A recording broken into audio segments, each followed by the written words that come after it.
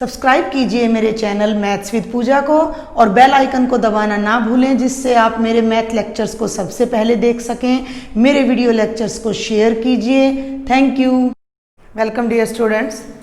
आज के video lecture में हम एक्सरसाइज 9.4 के क्वेश्चंस करेंगे। एक्सरसाइज 9.4 के जो एग्जाम्पल्स हैं वो हम अपने प्रीवियस वीडियो लेक्चर में कवर कर चुके हैं और उसमें मैंने आपको बताया था कि अब हमें क्या करना है, डिफरेंशियल इक्वेशन के सॉल्यूशंस फाइंड आउट करने हैं। ठीक है, और तीन तरीके मैंने आपको बताए थे कि पहला तरीका बताया था वेरिएबल सेपरेबल, सेकंड मैंने आपको बताया था होमोजीनियस डिफरेंशियल इक्वेशन और थर्ड मैंने आपको बताया था लीनियर डिफरेंशियल इक्वेशन।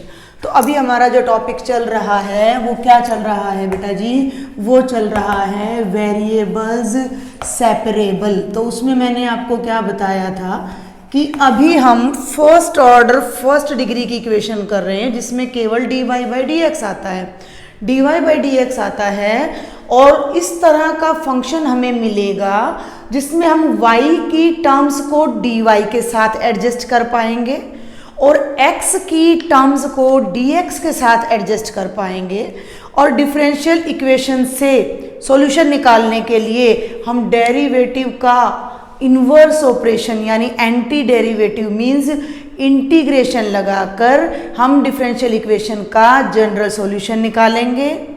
अगर हमें कोई पर्टिकुलर कंडीशन दे रखी है तो हम उसका पर्टिकुलर सॉल्यूशन भी फाइंड आउट कर सकते हैं। इसकी अगर और ज़्यादा डिटेल आपको चाहिए तो इस एक्सरसाइज से पहले का वीडियो मेरे चैनल पर अपलोड है, आप वहाँ से देखें। मैंने पूरी डिटेल वहाँ पर दे रखी है about solving a differential equation. तो क्वेश्चन नंबर 1 हमारा अब क्या आ जाता है, ऊपर की हेडिंग हमारी क्या है, find general solution, find the general solution. पहले 10 क्वेश्चन में हमने जनरल सॉल्यूशन निकालना है। तो dy बाई डी एक्स है भाई 1 minus cos x by 1 plus cos x. y की तो कोई टर्म है ही नहीं, y की तो कोई टर्म है ही नहीं और x की टर्म और ये डबल टर्म है। इस तरह के क्वेश्चन हम कर चुके हैं इंटीग्रेशन में भी, इनवर्स ट्रिग्नोमेट्रिक फंक्शन में भी। तो यहाँ आप आइडेंटिटी लगा दीजिए, ये क्या बनेगी 2 साइन स्क्वेयर एक्स बाई 2 और ये क्या बनेगा 2 cos square x by 2। 1 minus cos 2 theta is equal to 2 sine square theta, 2 से 2 कैंसिल हो जाएगा और ये बन जाएगा टेंजेंट स्क्वेयर एक्स बाई 2। हमारा क्वेश्चन हो गया dy by d x is equal to tangent square x by 2। Variables को सेपरेट कर लीजिए। अब भाई dx को राइट में ले जाओ तो क्या बन गया dy is equal to tangent square x by 2 dx। अब देखो इंटीग्रेशन करेंगे तो इसकी तो y हो जाएगी, लेकिन टेंजेंट स्क्वेयर की इंटीग्रेशन नहीं है, हमारे पास फार्मूला नहीं है टेंजेंट स्क्वेयर के लिए। तो इसके लिए हम क्या करेंगे, इसको हम कन्वर्ट कर देंगे secant square x by 2 minus 1 dx। आपको मैं पहले ही बता चुकी हूँ डिफरेंशिएशन इंटीग्रेशन सब पे आपकी कमांड होनी चाहिए। सारे आपके ट्रिग्नोमेट्रिक आइडेंटिटीज हम सब कर चुके हैं और यहाँ बार बार वही चीज़ें यूज हो रही हैं, तो आप इनको याद रखें सभी चीज़ों को। ठीक है भाई, आगे चलें। तो dy 1 है, 1 का इंटीग्रेशन हो जाएगा y, सीकेंट स्क्वेयर थीटा का इंटीग्रेशन क्या होता है टेंजेंट थीटा, क्योंकि टेंजेंट का डेरिवेटिव सीकेंट होता है। तो इसका बन जाएगा भाई टेंजेंट x बाई 2 और उसके नीचे 1 बाई 2 और 1 का क्या हो जाएगा x प्लस c। इस 1 बाई 2 को ज़्यादा करो यहाँ ले जाओ, नहीं तो रिवर्स में चला जाएगा और y क्या बन जाएगा 2 tangent x by 2 minus x plus c and has the solution. It's easy, बहुत आसान क्वेश्चन है आपका। अब हम देखते हैं question number 2 of the same exercise. ये है बेटा जी dy by d x is equal to 4 minus x square का अंडर रूट, x नहीं है y है, 4 माइनस वाई स्क्वेयर का under root and minus 2 is less then y is less then 2। ये कंडीशन मैंने आपको पहले भी बताई थी। ये कंडीशन क्यों दे रखी है कि अब हम जब वेरिएबल्स को सेपरेट करेंगे, यहाँ पर अलग अलग करेंगे, तो ये जो टर्म है डिनोमिनेटर में आएगी और डिनोमिनेटर में as per the definition of rational number 0 नहीं आना चाहिए। तो उस कंडीशन को अवॉइड करने के लिए y को एक डोमेन दिया गया है कि y की वैल्यू इसी डोमेन में रहनी चाहिए, अदरवाइज आपका अंडर रूट के अंदर की जो टर्म है वो नेगेटिव आ जाएगी और वो नॉन रियल हो जाएगा, कॉम्प्लेक्स हो जाएगा। तो हमने इनको सेपरेट करना है। इस टर्म को तो यहाँ ले आइए 1/4 माइनस वाई स्क्वायर का under root d y is equal to d x and then integrate. मैं शॉर्टकट ले रही हूँ, मैंने सेपरेट किया, आप फेयर नोटबुक में पहले सेपरेट करेंगे, फिर आप लिखेंगे इंटीग्रेटिंग बोथ साइड्स।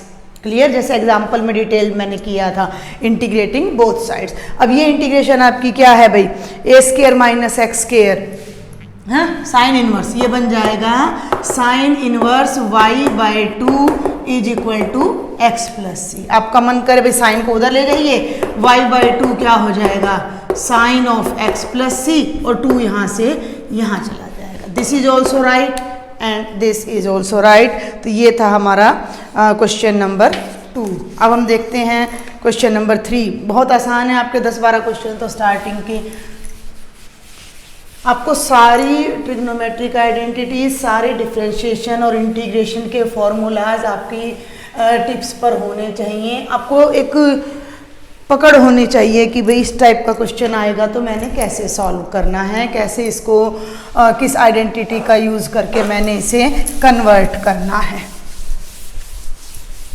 चलिए अब हम करते हैं question number 3। dy/dx plus y is equal to 1। बहुत ही आसान से क्वेश्चन है। Plus y is equal to 1, y को राइट में ले जाइए, dy/dx is equal to 1 minus y, 1 minus y denominator में आ जाएगा, 1/1 minus y d y is equal to d x. अब आप लिखेंगे integrating both sides with respect to नहीं लगाएंगे क्योंकि हमारे जो वेरिएबल्स हैं वो सेपरेट हैं पहले ही।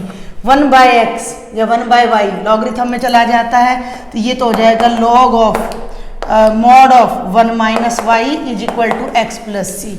जनरली क्या होता है सॉल्यूशन निकालने के लिए कि हमें y की वैल्यू फाइंड आउट करनी होती है, तो y हमें सेपरेट करना होता है। अब यहाँ y के साथ log है और log खत्म करने के लिए मैंने एक एग्जाम्पल आपको कराया था लास्ट वाला, that was your example number 14, जो मैंने 2 तरीके से आपको बताया था, ई लगाकर भी और डायरेक्ट भी। तो लॉगरिथम को ख़त्म करने के लिए हम both sides exponential function apply करते हैं, because e of logarithm of m अगर आप करते हैं, ईज टू पावर लॉगरिथम आप करते हैं तो ये कैंसिल होकर एम हो जाता है और लॉग ऑफ ई की वैल्यू भी क्या होती है, 1 होती है। तो ये बात आपको पता होनी चाहिए। तो ये e की पावर में जब ये जाएगा, दोनों साइड हम e बेस पर दोनों को ले लेंगे ना, भाई सिंपल सा रिजल्ट है कि if x is equal to y है तो e की power x is equal to e की पावर y होगा। तो ये क्या बन जाएगा, e की power log mod of 1 minus y और e की power x plus c. e से लॉग खत्म, 1 minus y is equal to e की पावर x इंटू e की पावर c। e की पावर ऑलवेज पॉजिटिव रहता है तो आप मॉडलेस हटा सकते हो और इस टर्म को आप इधर ले आइए, 1 माइनस e की power x plus c is equal to y आ जाएगा। तो ये आपका रिक्वायर्ड जनरल सॉल्यूशन है। आप चाहें तो इस e की पावर c को अगर आप यहाँ मल्टीप्लाई में लिखते हैं तो इस पूरी टर्म को एक सिंगल कांस्टेंट c डैश लगा दीजिए तो y हो जाएगा 1 माइनस सी डैश e की पावर x, क्योंकि कांस्टेंट हम एक लेके चलते हैं।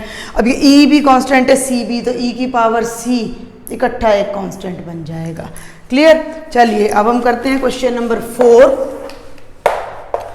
This is secant square x tangent y plus secant square y,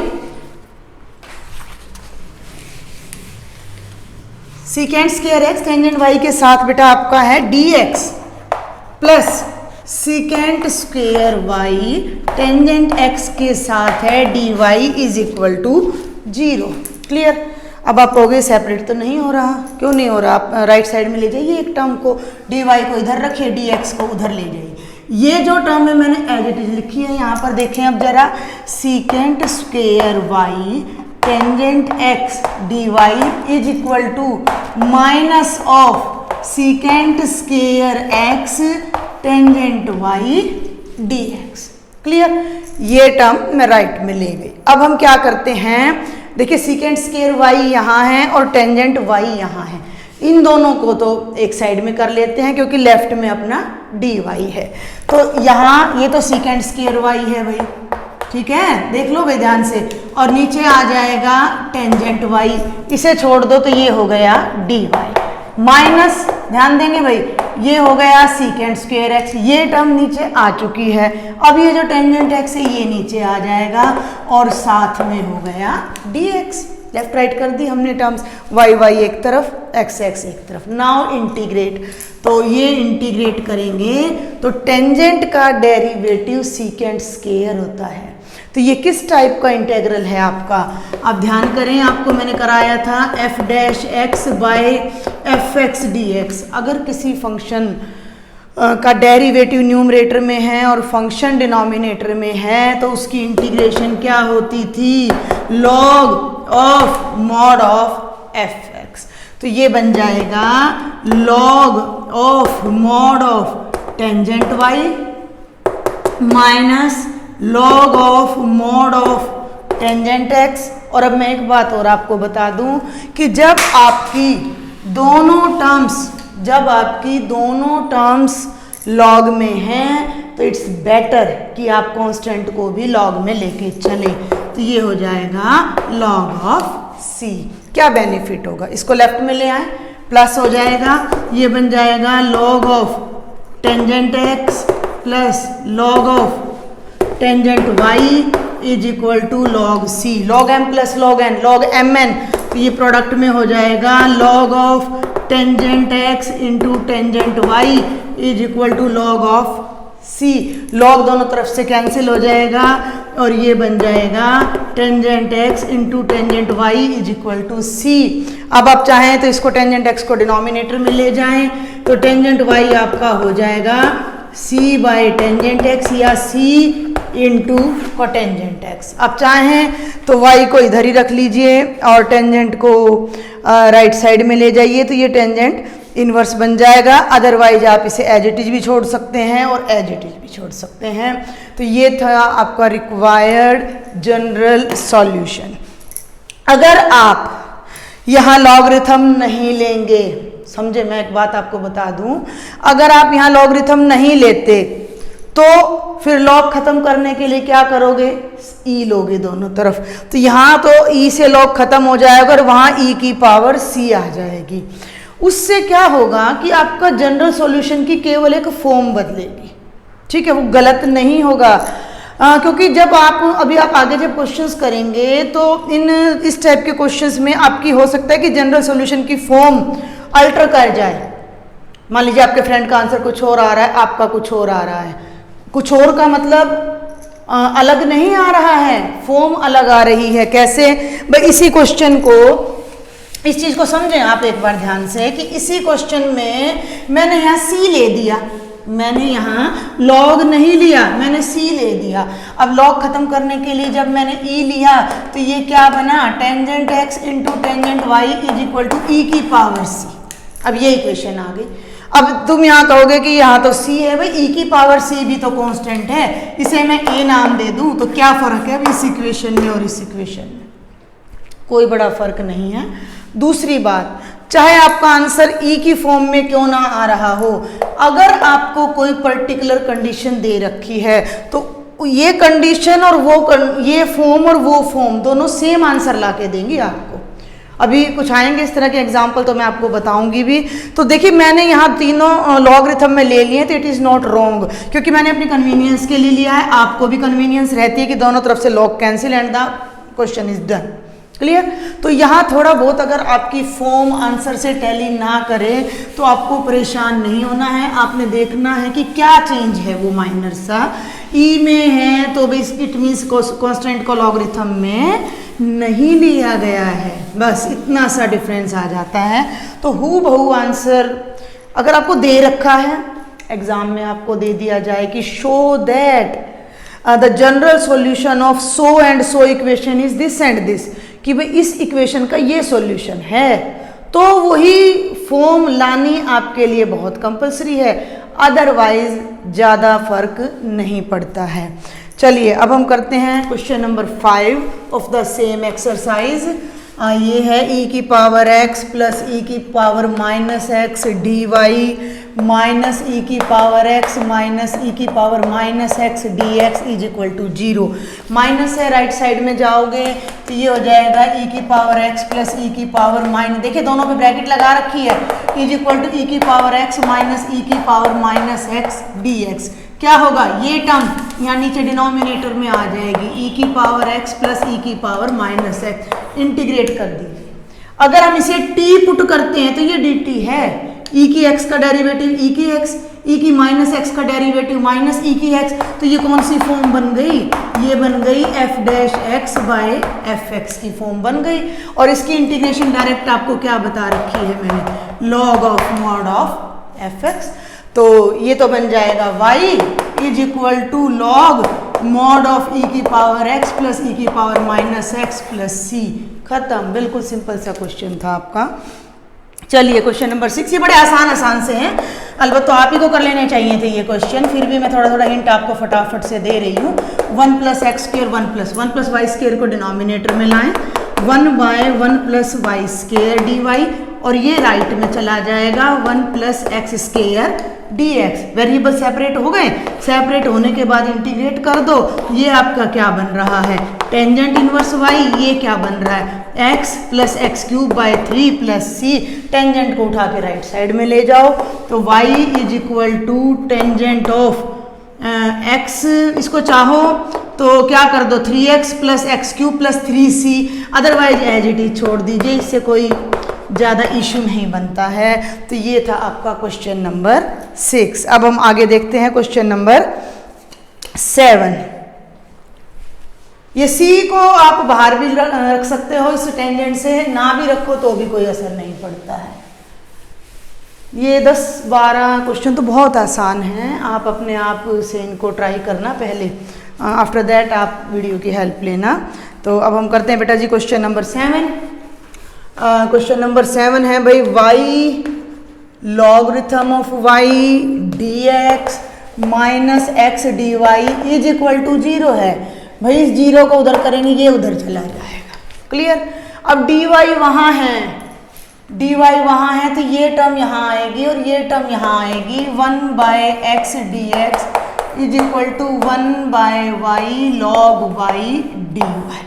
समझे, 1 बाय एक्स का डेरिवेटिव लॉग x, और इसका इंटीग्रेशन, इसकी इंटीग्रेशन लॉग, और इसको सब्स्टिट्यूट कीजिए, put log y is equal to t, differentiate करेंगे 1 by y d y is equal to d t, तो it means 1 by y log y d y क्या बन जाएगा, 1 बाय वाई डी वाई बन गया डी टी, और ये बन जाएगा डी टी बाय टी।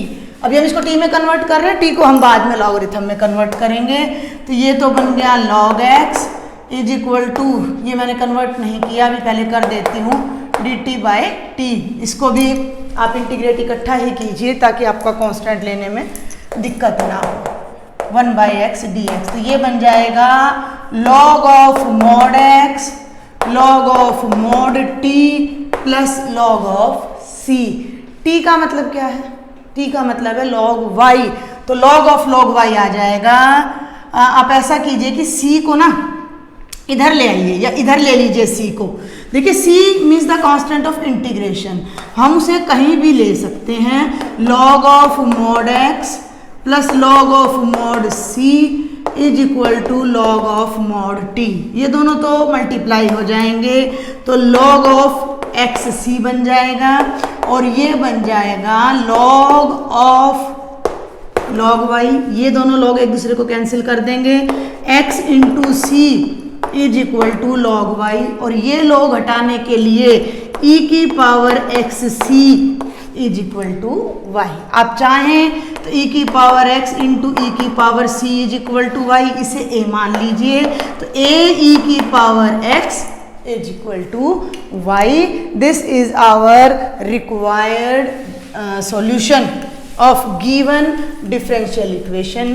तो बेटा जी ये था क्वेश्चन नंबर आपका 7। चलिए अब हम आगे देखते हैं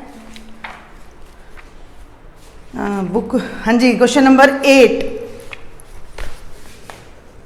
x is to power 5 dy by d x is minus y is to power 5। इधर ले आइए, 1 by y is to power 5 dy, 1 by x is to power 5 dx और माइनस यहाँ लगा दिया, पावर ऊपर ले जाइए, y की पावर -5 dy माइनस एक्स की पावर -5 dx, इंटीग्रेट कर दो, -5 + 1 -4 बाय -4 एक्स की पावर -4 बाय -4 प्लस c, ये दोनों माइनस कैंसिल हो जाएंगे, c की बजाय c डैश ले लीजिए। ठीक है भाई। अच्छा, ये जो माइनस है इसको राइट में ले जाओ पहले, तो ये बन गया y की पावर -4 और ये -4 को राइट में ले जाओ तो ये बनेगा x की power -4 bye 4 -4c dash. Clear, 4 से 4 कैंसिल हो गया, ध्यान देंगे तो ये तो बन गया 1 बाय वाई की पावर 4 माइनस 1 बाय एक्स की पावर 4 और इसे मैं c मान लूँ और इसको लेफ्ट में ले आइए, 1 बाय वाई की पावर 4 प्लस 1 बाय एक्स की power 4 is equal to c कर दीजिए। ये आपका इम्प्लिसिट तो नहीं कह सकते, इम्प्लिसिट टाइप का फंक्शन तो ये आपका नहीं होगा, बट आप इसे एज इट इज छोड़ सकते हैं, चाहे तो पावर ऊपर नेगेटिव रख लीजिए कि भाई y की पावर -4 प्लस x की power -4 is equal to c, बात वही पड़ जाएगी। Question number 9, dy by d x is equal to sine inverse x। अब हमारे पास राइट साइड में कुछ भी नहीं है तो लेफ्ट साइड में sorry integration of d y d x को मैं राइट में ले गई तो ये बन गया integration of sine inverse x d x. और साइन इनवर्स एक्स की इंटीग्रेशन हमने नहीं की है तो हम इसे बाय पार्ट्स इनटू 1 लगा के करेंगे। बाय पार्ट्स जब हम इंटीग्रेशन दो फंक्शन की प्रोडक्ट को इंटीग्रेट करते हैं तो वो मेथड हमारा कहलाता था इंटीग्रेशन बाय पार्ट्स, जिसमें हम कौन सा रूल फॉलो करते थे अगर आपको याद हो तो, दैट वाज आइलेट। पहले इनवर्स फंक्शन को हमने फर्स्ट फंक्शन लेना है और अलजेब्रिक फंक्शन को सेकंड। तो लेफ्ट साइड तो y हो जाएगी, राइट साइड देखिए जरा, first function as it is integration of second minus differentiation of first. Clear, और भाई integration of second and complete का इंटीग्रेशन। गॉट इट, कर चुके हैं हम ये सब चीजें, कुछ भी अननोन सा नहीं है यहाँ पर। तो ये देखिए ये बनेगा साइन इनवर्स x, 1 का इंटीग्रेशन x माइनस 1 का integration x by 1 minus x square का अंडर रूट dx। यहाँ क्या करेंगे, 2 से मल्टीप्लाई कर देते हैं, 2 से डिवाइड कर देते हैं और प्लस लगाकर ये माइनस अंदर कर दिया मैंने। क्यों कर दिया, क्यों कर दिया, इसका डेरिवेटिव ये बनेगा। इसके अंदर अब हम क्या कर लेते हैं कि 1 माइनस एक्स स्क्वायर को जब आप t पुट करोगे तो -2x dx आपका क्या बन जाएगा, dt बन जाएगा। अदर टर्म्स को एज इट इज रखिए। ये देखिए ये x में आगे ले आई, कहीं ऐसा ना हो ना कि आप इन दोनों को मल्टीप्लाई करके x स्क्वायर कर दो, तो x को आगे ले आइए, x sign inverse x plus 1/2। ध्यान देंगे बेटा, ये तो dt है और नीचे इसको t रखा है तो 1/√t और 1/√t बनेगा t की पावर -1/2 dt। इसको इंटीग्रेट कर दीजिए, x sign inverse x plus 1/2 और x की पावर n+1/n+1, तो ये हो जाएगा t की पावर 1/2 बाय 1/2 प्लस c और 1/2 से 1/2 कैंसिल हो जाएगा। t को रिप्लेस कर दीजिए, t क्या है, 1 माइनस एक्स स्क्वायर का अंडर रूट, तो क्या आंसर आ जाएगा, y is equal to x sine inverse x plus under root of 1 minus x square plus c। This is the general solution of question number 9। ये lengthy हैं questions but मुश्किल नहीं है। अगर आप थोड़ा सा आराम से सहजता से इन क्वेश्चन को करेंगे तो आसानी से हो जाएंगे। यहाँ मिस्टेक्स नहीं करनी है, पेशेंस के साथ आपने एक एक स्टेप को लेके चलना है।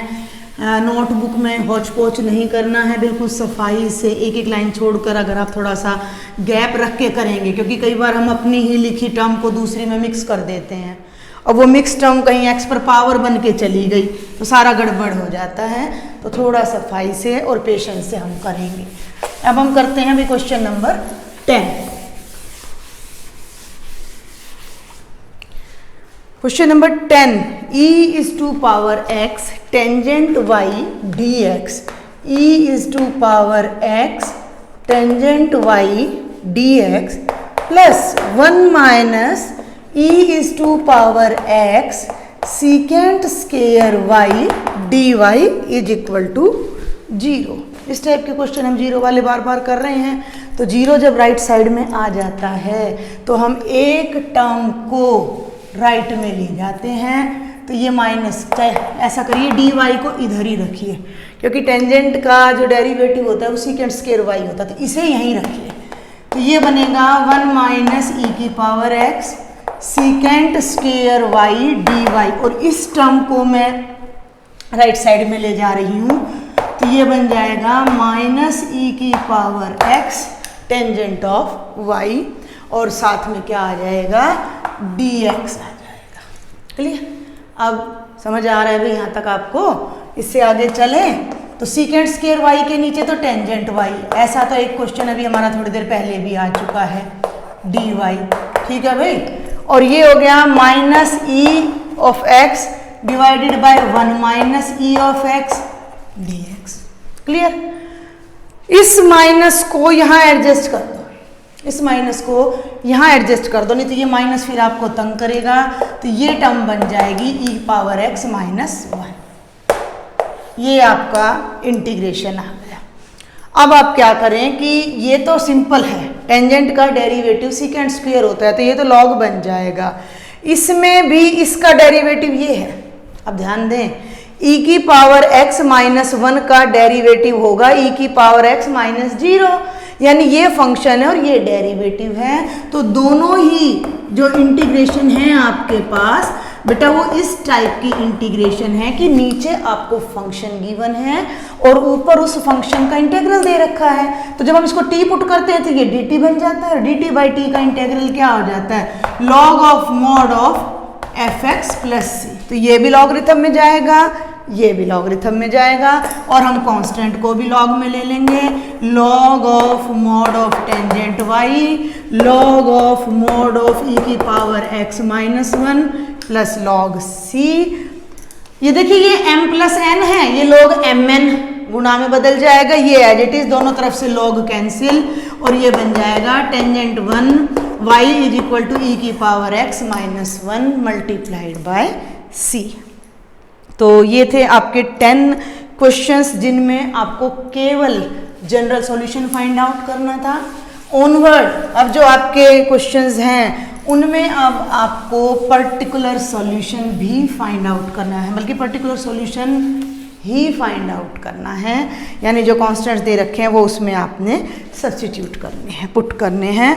तो for each of the following up to 11 to 14 find a particular solution satisfying the given condition. तो जो भी कंडीशन गिवन है। क्वेश्चन नंबर 11 की स्टेटमेंट क्या है बेटा जी, x cube plus x square plus x plus 1 into में d y by d x is equal to 2x square plus x, सब कुछ x है, y है ही नहीं, और साथ में y is equal to 1 when x is equal to 0। ये आपकी कंडीशन है। थोड़ा सा आप ध्यान दें कि ये जो टर्म है ये 9th क्लास से हम यूज़ करते आ रहे हैं। इसके फैक्टराइजेशन बहुत ईजी है, हम इसे कन्वर्ट करने से पहले क्यों ना इसको फैक्टराइज कर लें। तो ये देखिए इन दोनों में से एक्स स्क्वेयर कॉमन आ जाएगा, x प्लस 1 फर्स्ट 2 में से, और इन दोनों में से 1 कॉमन आ जाएगा x प्लस 1, साथ में dy बाई डी एक्स, और इन दोनों में से x कॉमन आएगा तो ये बन जाएगा 2x प्लस 1। ठीक है भाई, आगे चलते हैं। तो ये बन जाएगा x plus 1 into x square plus 1 dy by d x is equal to x into 2x plus 1, y एक तरफ x एक तरफ। D y is equal to, ध्यान देंगे, x into 2x plus 1 by x plus 1 into x square plus 1 dx। ये integration है अब हमारी। ध्यान से देखें, यहाँ डिग्री कितनी थी अपनी, 2 थी, ये डिनोमिनेटर में आता तो ये 3 हो जाता, तो प्रॉपर रैशनल फंक्शन था हमारा, डिवाइड नहीं कर सकते थे। फैक्टराइजेशन जितना हुआ हमने कर दिया, लेकिन कोई भी फैक्टराइजेशन जो है हमारा वो कट नहीं रहा। तो कौन सा मेथड हमारे पास बचता है, पार्शियल फ्रैक्शन का। तो अब हम करते हैं for right hand side, for integration of right hand side, let, ध्यान देंगे पार्शियल फ्रैक्शन का।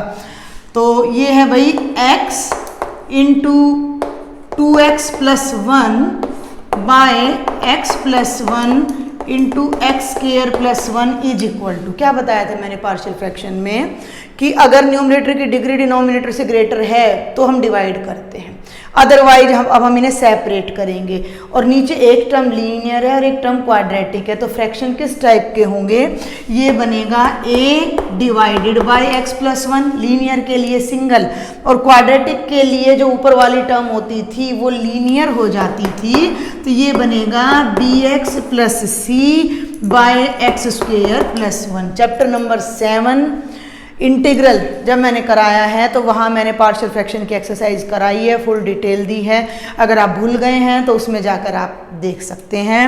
तो ये हमने कर दिया। अब हम लेंगे एलसीएम और फिर हम बोथ साइड्स क्या करेंगे, कंपैरिजन। तो डिनोमिनेटर तो ये आ जाएगा अपना, एलसीएम आ जाएगा, इन दोनों की प्रोडक्ट आ गई, ये तो कैंसिल हो गया भाई, ध्यान देंगे। तो a के साथ तो क्या आ गया, एक्स स्क्वेयर प्लस 1, क्लियर, और एक्स स्क्वेयर प्लस 1 कैंसिल हो गया, और इस पूरी टर्म bx जमा c के साथ क्या आ गया भाई, x प्लस 1। समझ रहे हैं मेरी बात को, ये लेफ्ट साइड है, इसको भी लिख लो भाई साथ के साथ, 2x plus 1 by x plus 1 into x square plus 1। Denominator तो कैंसिल हो जाएगा, डिनोमिनेटर तो कैंसिल हो जाएगा, न्यूमरेटर रह जाएगा बोथ साइड्स। इसे आप खोल ही लीजिए अब, चाहे 2x square plus x is equal to, ध्यान देंगे, a into x square plus 1 plus b x plus c into x plus 1। ये एक रिलेशन आया है हमारे पास, जिसकी हेल्प से हम a b c निकालेंगे। a की वैल्यू यहाँ रखेंगे तो एक इंटेग्रल ये बनेगा, b की वैल्यू यहाँ रखेंगे तो एक इंटेग्रल ये बनेगा, और एक इंटेग्रल ये बनेगा, और इस राइट साइड के इंटेग्रल के 2 या 3 पार्ट्स हो जाएंगे, और लेफ्ट साइड में केवल और केवल क्योंकि dy है तो y आ जाएगा।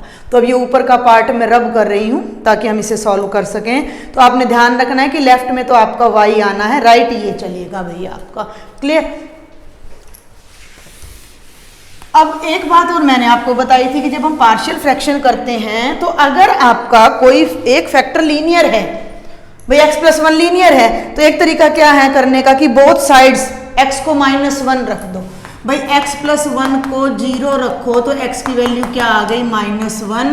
तो put x is equal to -1 in both sides, तो एक वैल्यू तो यहीं से हो जाएगी।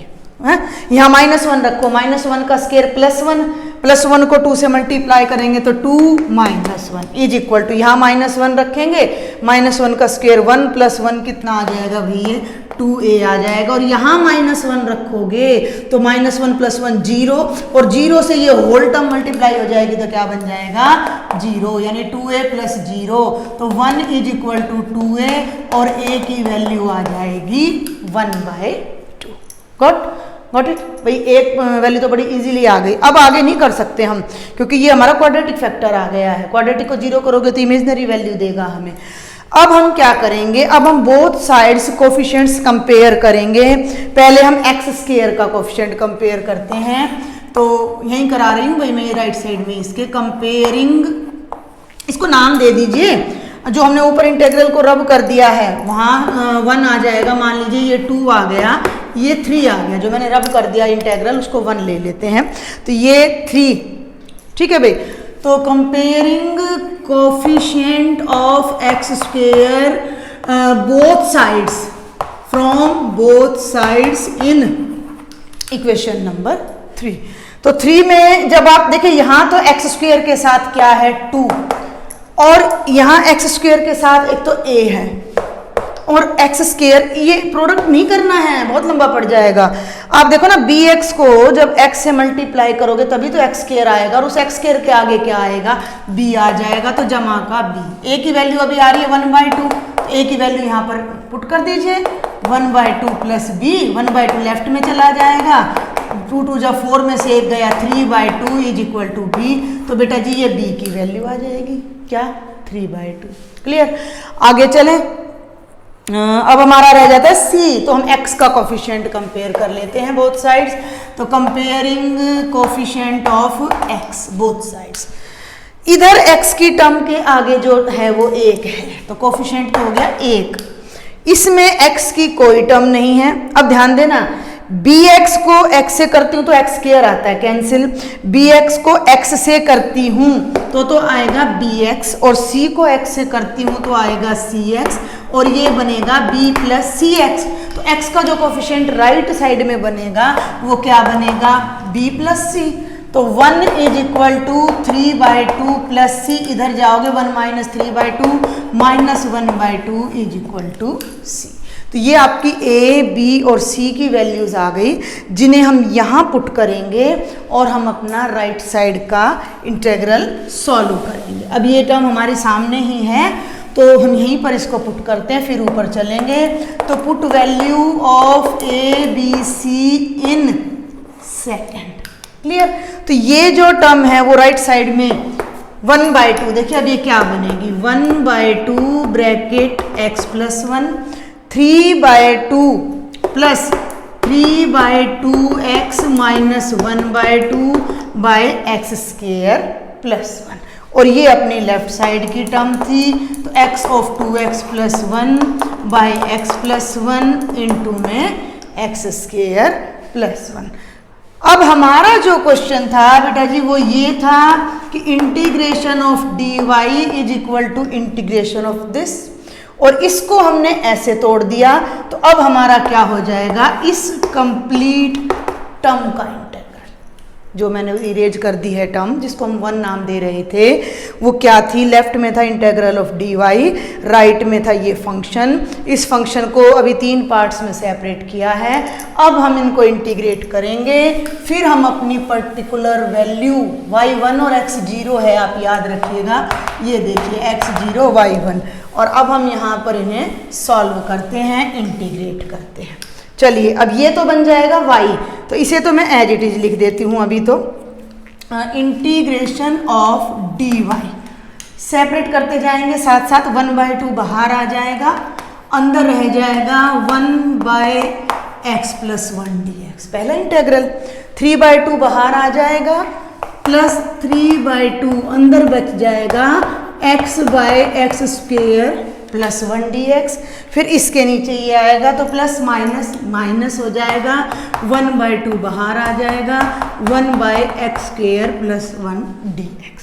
एक सजेशन मैं आपको देना चाहूँगी कि जब इस तरह से 3, 4, 5 टर्म्स इंटीग्रेशन में आ रही हैं तो सभी को पहले ये देख लीजिए कि वो इजीली इंटीग्रेट हो रही हैं या नहीं हो रही हैं।